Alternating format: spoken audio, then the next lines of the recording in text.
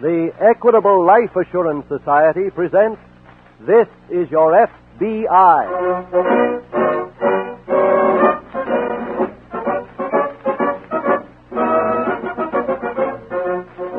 This is Your F.B.I., the official broadcast from the files of the Federal Bureau of Investigation, presented as a public service by the Equitable Life Assurance Society of the United States and the Equitable Society's representatives in your community.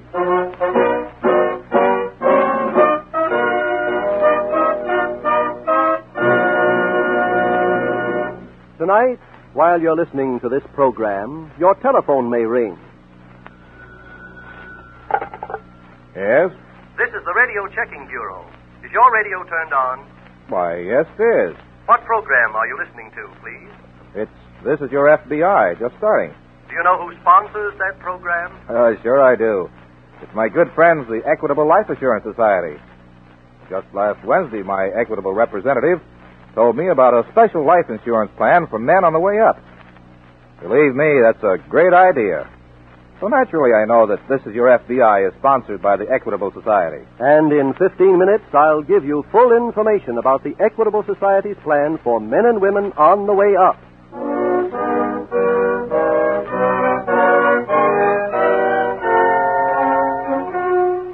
Tonight's FBI file, The Henpecked Thief.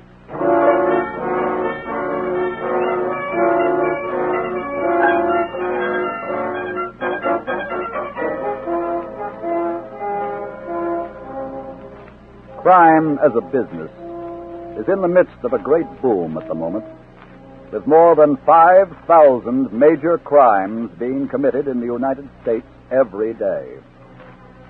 But do not labor under the delusion that those are 5,000 successful crimes.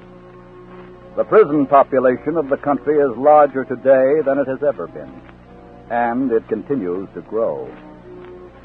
Even those engaged in a life of crime who have not yet been caught do not live the life of ease that popular fiction would have you believe. For the criminal, in choosing his career of crime, has automatically sacrificed many of the comforts which you law-abiding citizens take for granted.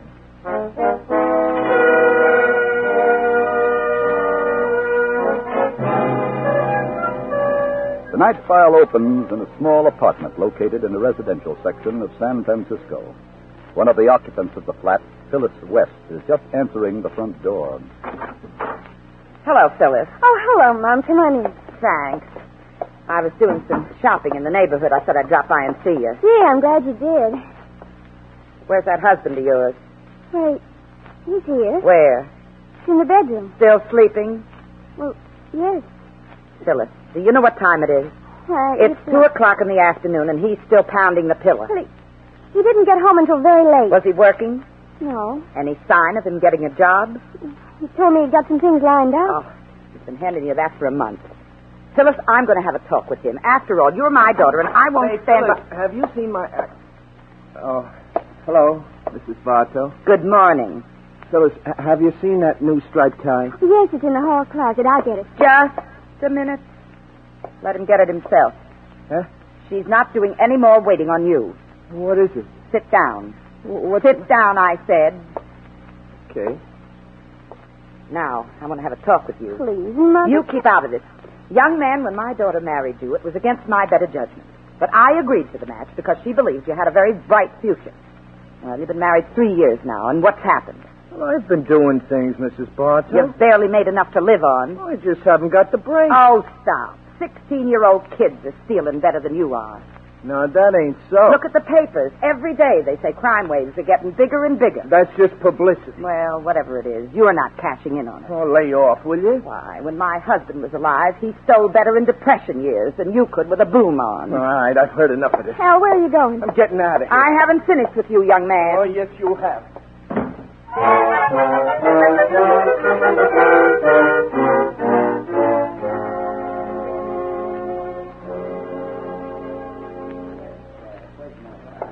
Bartender. Hey, bartender. Hello, Al. Huh? Oh, hello, Duke. Sit down. Thanks. Hey, where's that bartender? He's busy loading in some ice. I need some whiskey, Duke. You seem to be doing okay now, Al. Oh, I'm just getting started, boy. What are you celebrating? And this ain't a celebration. It's a wake. What's wrong? Everything. Can't be that bad. Duke, I've just been thinking about something. Want to hear it? Sure, why not? Years ago, way back when I was a kid, I lived with my uncle. That's on account of my mother and father were dead. Uh-huh. Well, my uncle was a nice enough guy, strictly a 9-to-5 character, legit. Yeah. I guess I'd still be with him if it wasn't for one thing. What's that? He had a stupid wife and a mean mother-in-law. I figured, well, there you are. That's what happens to legits. So I ran away and became a thief. I see. Figured I'd get action, high living, all that stuff. I've been a thief for over 10 years, and what have I got to show for it, huh? Stupid wife, mean mother-in-law. You do need a drink. That's why I'll buy you one as soon as the bartender gets back. Look, Duke, do you happen to know my mother-in-law? Oh, yes. What a nagger, huh? I remember her when her husband was alive. She is a forceful woman. All the time she's at me to do something big. Gotta have me to be a star or something. See, I make out all right, Duke. I crack as good a safe as any guy in the business. Just haven't got the breaks, that's all. Well, I'm glad I ran into you. Why? You may be just the man I'm looking for. What do you mean? I've got a job lined up. It's a real big job. One that would actually make your mother-in-law proud of you. No kidding, Duke. Mm-hmm. What's the setup? Now, let's get a drink at the bar. Then we'll go someplace private and talk.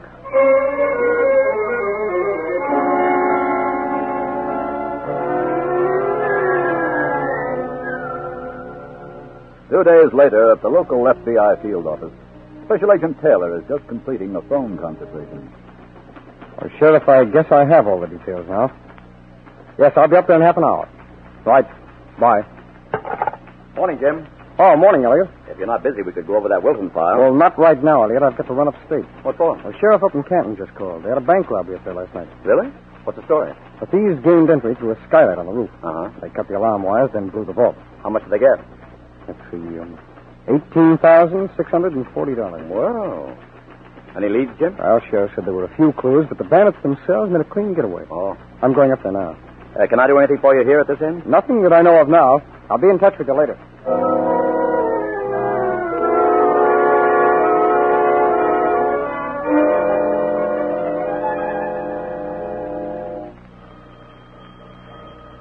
Just a minute. Hello, Phyllis. Oh, hello, Mom. Gee, I'm glad you're here. As soon as I got your message, I ran right over. Well, what's wrong? It's Al. Well? I'm worried about him. What did he do now? He didn't come home all night. Oh, is that all? Mother, he's never done this before. I hope he makes it a habit permanently. Mother, you shouldn't say those things. I love Al. I know. Have you tried to locate him? Oh. Call saloons, pool rooms, bookmakers? Oh, he wouldn't be at any of those places. How do you know? He wasn't when he called. When did he call? Last night, about midnight. Said he was going to do a real big job. One that we'd both be very proud of. That eliminates pool rooms and bookmakers. Huh? Just call the saloons. He must be drinking. Oh, he was very serious. Look, I've heard his routines before.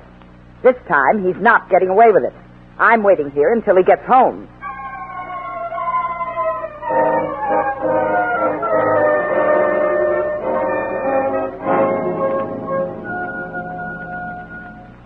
Hiya, Jim. Oh, hello, Elliot. When'd you get back? Just a few minutes ago. How'd you make out up there? Well, I didn't come up with anything definite on the identity of the bank robbers, but I did get a couple of fairly good leads. What are they? It appears that 2 men did the job.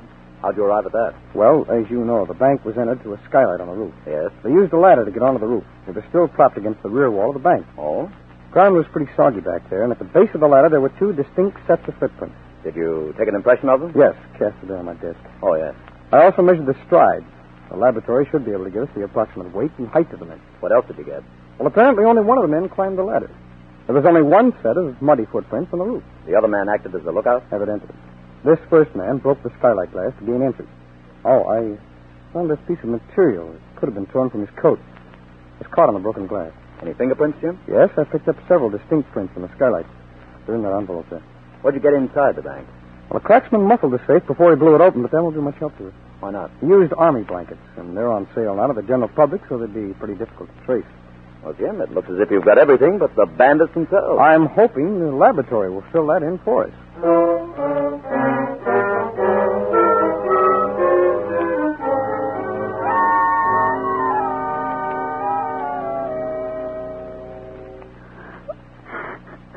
Phyllis, will you stop that crying? I can't help it. Look, nothing's happened to him. He'll be home. No, he won't, Mommy. I'm sure of it now. Al's left Oh, me. don't be ridiculous. I know he has. He just gets fed up with you picking on him the way you do. Now, just a minute, You've Phyllis. been very mean to him, Mommy. He's a very sensitive fellow. Look, for the last time, I'm Al, trying is that you? Yeah, honey. There, you see? What did I tell you? Oh, Al, I'm so glad to see you. Well, what's the matter, baby? I've been worried to death about you. Look, I told you I was going out on a job. Now, let's have the real story. What do you mean? Where you've really been. I took a bank last night. You what? Done a bank job, knocked off $18,000. I don't believe it. No? Take a look at this morning's paper right here, front Let page. me see. Yes, baby, right here, you see? Daring upstate bank robbery. Let me look. First National Bank of Camden was robbed last night of over $18,000. Daring bandits gain entry through skylight. Daring bandit, that's Oh, it. Al, that's wonderful. Well, what have you got to say, Mrs. Bartow? I'm stunned. That should sort of make you change your mind about me now, huh? Of course, doesn't it, Mommy? Well, You were all the time at me to do something big. Is that big enough for you? yes, I guess it is. Okay. Baby, I'm hungry. Oh, you must be. Well, how about fixing me some food? I'd like a little attention around here. Mrs. Bartow. Yes. Get out in the kitchen. Give your daughter a hand. Oh, yes, of course I... Hey, wait a minute. Well, You say you got $18,000 for the job. that's right. Where is it? Getting it tomorrow. Your what? Well, the guy I'd done the job with took it back to his hotel. See, some of it was in securities. He's taken them to a fence. I don't believe it. I'll call his hotel and prove it. Hello? Did you get me to Central Hotel? Who is this guy you done the job with? Duke Shelton. Duke Shelton. Yeah, that's right. Duke Shelton. Oh, you stupid... You let him take all the money? Yeah, why? He's the biggest double-crosser in the business. Oh, you're crazy. Duke. Shelton is all... Of Hello. all the people... Hello, Duke Mr. Shelton. Mother, how do you know about this, Mr. Shelton? He pulled the same deal on your father years ago. Hello? Huh? Are you sure? Al, what is it? You checked out.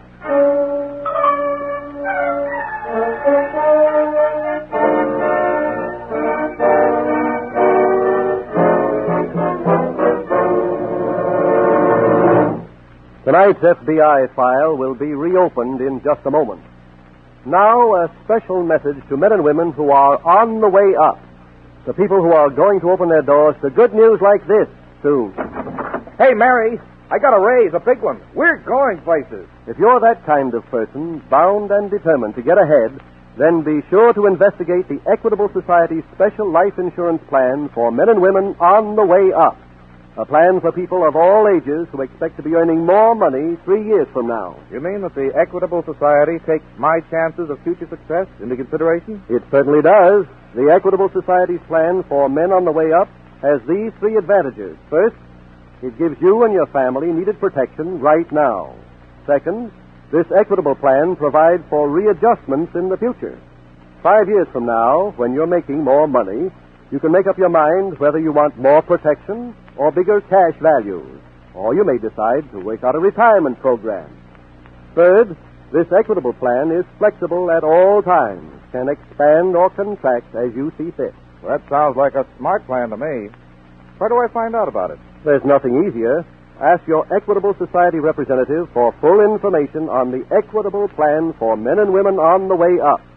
Phone him as soon as possible, or send a postcard care of this station to the Equitable Society. That's EQUITABLE. The Equitable Life Assurance Society of the United States.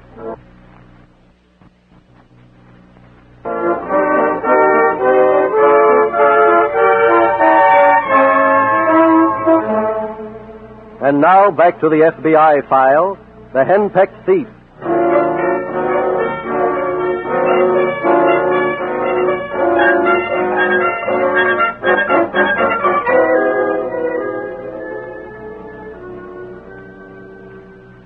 many widespread misconceptions about the criminal population of the country. A population numbering close to 6 million people. Some of those misconceptions are that all criminals are stupid people who have had no educational advantages. Another is that there is a criminal type who can be recognized and is distinguishable from the honest, law-abiding citizen. And perhaps the most widespread incorrect notion is that they are loyal to each other. The bromide words it, there is honor among thieves. As can be seen from tonight's case from the files of your F.B.I., nothing could be further from the truth. No criminal has any loyalty to another criminal for one basic reason. His mind is incapable of understanding the rudiments of loyalty. Above the mythical coat of arms of every criminal is a motto which reads, "It's every man for himself."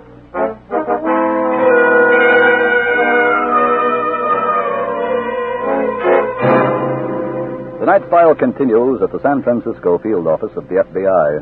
Special Agent Jim Taylor is seated at his desk.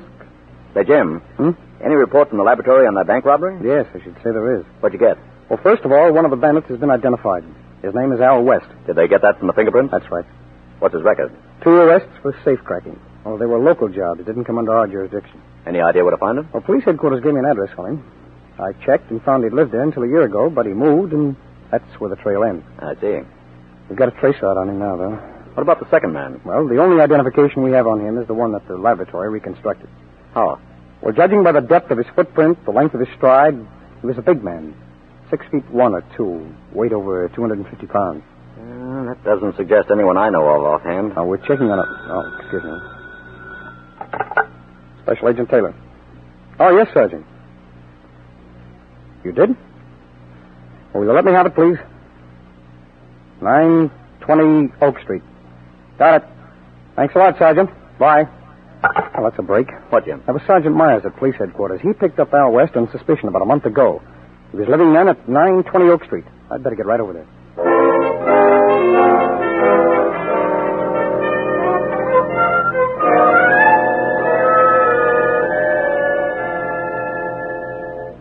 Al, What? want me to fix you some coffee? No, A sandwich, maybe? I don't want nothing. I wish you wouldn't act this way. Oh, baby, I feel awful. I figured at last I'd done something big. Something even your mother would be proud of. Oh, she's really got me nailed now. She understands. I'm sure she does. Well, then why didn't she let me go over to Duke Shelton's hotel? Why did she have to go? She's handled these things before, Al. She knows better what to do. Well, I could find out where he's gone as good as she could. Well, maybe. Look, are you rooting against me, too? Oh, of course not. Well, then why do you have... Oh, is that you, Mom? Yes. How'd you make out? Well, I have to spread a little dough around, but I finally got a line on where Shelton's gone. Who from? Guy at the transportation desk. I slipped him $20 and he told me that Duke had bought a plane ticket to Los Angeles. Oh, that's a break. Los Angeles, that's a big place. That don't tell us much. If we could find out one thing, it could tell us plenty. What's that? Is there a racetrack open down there? Yeah, sure. That's all we need to know. Why? I know Duke Shelton. Every time he's ever made a score, he's fed it right back to the horses. Well, that don't say he'll do it this time. Young man, once a horse player, always a horse player. We're flying to Los Angeles.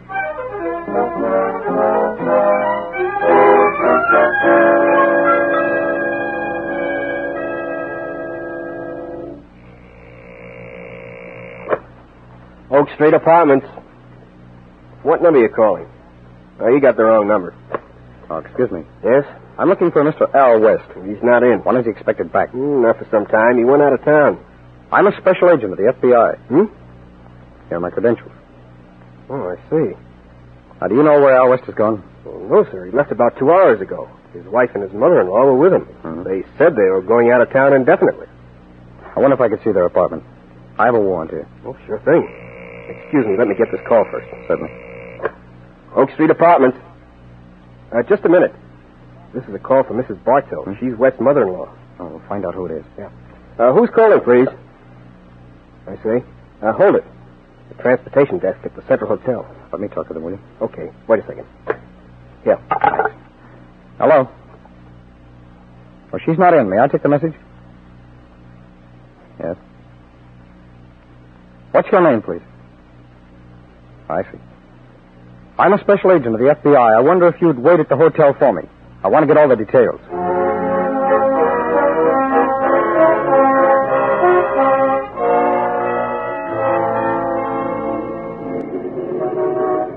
Well, Elliot, over here. Oh, fine. Hop in. Right. Now, what's this all about? Well, I'll try to give you the complete story on it. I went over to West's apartment. He left town with his wife and mother-in-law. I see. While I was there, a call came in from the transportation man at the Central Hotel. He had a message for Mrs. Bartow. That's the mother-in-law. It was intriguing enough for me to go over to the hotel and question him. What'd you get? Well, the mother-in-law had been over there earlier. She'd given him money to learn where one of the guests at the hotel had gone. Who was the guest? A man named Shelton. From his description, I'm certain that it was an old-time thief called Duke Shelton.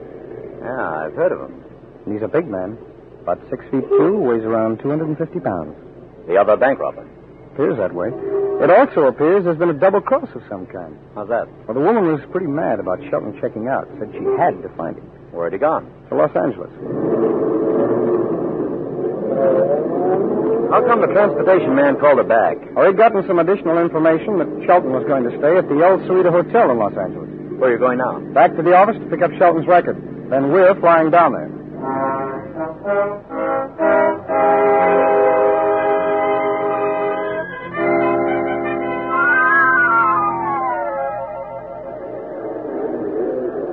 Phyllis, I'm over here. Hi, Mom. You see any sign of Duke Shelton? No, did you? No. You know what he looks like, don't you? Yeah, a big, tall, fat man, kind of old. That's it. Where's Al? I don't know. I thought he... Oh, there he is over there. Where? Right there, talking to that fellow in the check coat. A tout. Huh? He's talking to a tout, and he's still got my change from the plane tickets. Let's get over there quick. No, Mom, don't go picking on We're him. here to find Shelton, not to play horses. Hey, Al. Yes, Mrs. Bartow. Come here. What's the matter? Did you find him? No. Who were you talking to? A nice guy. You know him? No, but he's got something real good in the next race. Oh, you're not only stupid, you're a square. Young man, you stay with me.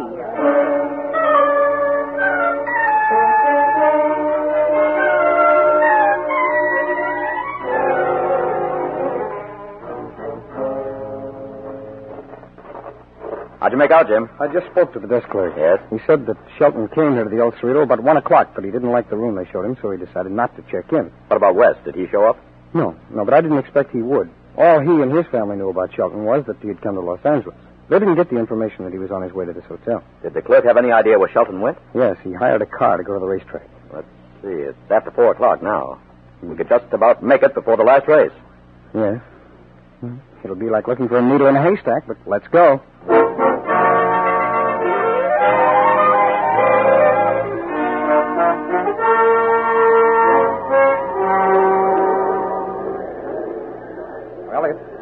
Elliot, I just went to the $100 ticket seller and showed him Duke Shelton's picture. Did you recognize him? Yes, he's been betting with him all day. How about this race? He bet number 7. That's a horse called Best Girl. Just about post time. Yeah, I know. This is the last race. We won't have much chance to look for him. The only break we can get is if Best Girl wins and Shelton goes back to the payoff window. Come on, Best Girl.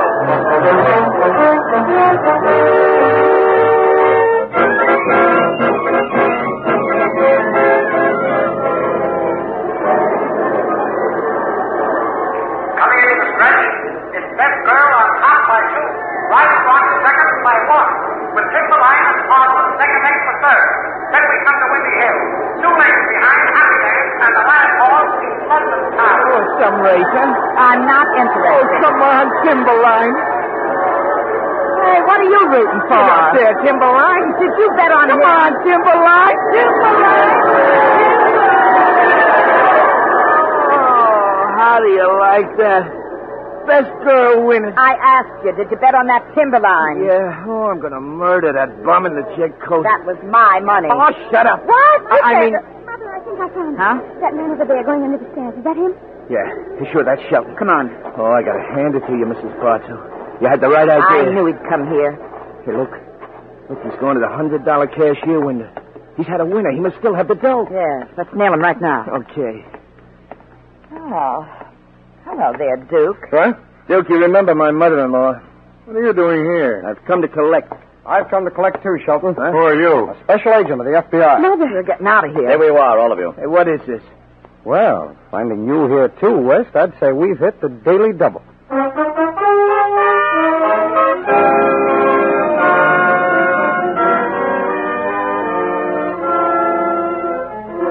Duke Shelton received a 15-year sentence, and Al West 5 years for their robbery of the Canton Bank.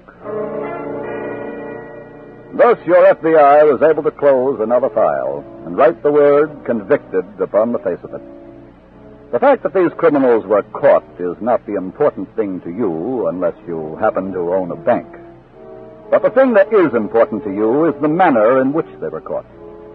The manner in which your FBI pursued to the logical conclusion every clue until they came to the telephone message from the porter at the hotel. For it is that devotion to detail that makes your FBI the organization it is. The organization that acts to protect you, the American people, against the army of 6 million criminals.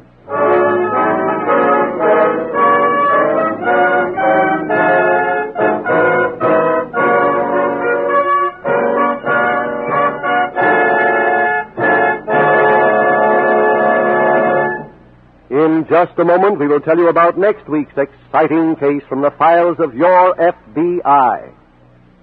If you're what President Thomas I. Parkinson of the Equitable Society describes as a man with faith in his own future and the future of America, then you'll surely want to learn more about the Equitable Society plan for men on the way up. Exactly how much will this plan cost me? The Equitable Man has the answer. How much protection does it give me right now? Your Equitable representative can work that out in 2 minutes. Does this plan offer me desirable options? You bet it does. Your Equitable Man will be glad to give you further facts and figures on the Equitable Society's plan for men and women on the way up. Find him in the phone book under Equitable Society or send a postcard care of this station to the Equitable Life Assurance Society of the United States.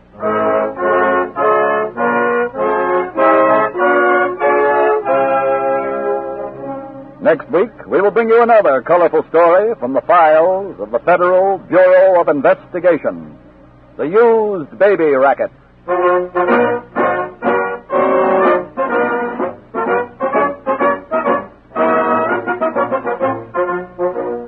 The incidents used in tonight's Equitable Life Assurance Society's broadcast are adapted from the files of the Federal Bureau of Investigation. However, all names used are fictitious, and any similarity thereof to the names of persons living or dead is accidental. Tonight, the music was composed and conducted by Frederick Steiner. Your narrator was Dean Carlton. This is Your FBI is a Jerry Devine production. This is Milton Cross speaking for the Equitable Life Assurance Society of the United States and the Equitable Society's representative in your community, and inviting you to tune in again next week at this same time when the Equitable Life Assurance Society will bring you another thrilling story from the files of the Federal Bureau of Investigation, the used baby racket, on This is Your FBI. This is ABC, the American Broadcasting Company.